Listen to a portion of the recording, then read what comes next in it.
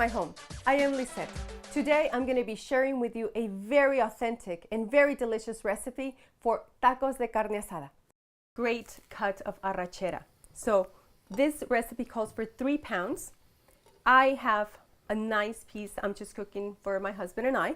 And we have beautiful red ripe tomatoes, cilantro, onions, limes and lemons, and of course our Chef Merito Carne Asada seasoning. The key is to lightly sprinkle Chef Merito sazonador para carne asada on both sides and then rub it. You have to get into it and just massage, and you are just going to have yourself some delicious tacos, authentic tacos de carne asada. So here we go. We have our nice warm, you can hear that sizzle. You can smell, oh, you can already smell it. It's so delicious.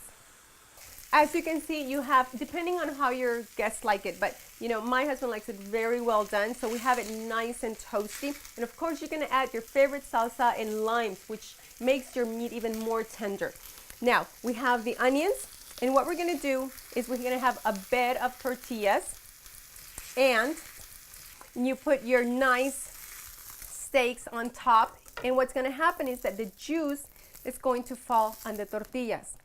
Okay, you can chop this up finely, you can chop it up in nice little strips, and you're going to have your beautiful tortillas, tender, deliciously flavored with Chef Merito seasoning para carne asada meat. Look at that, isn't that beautiful?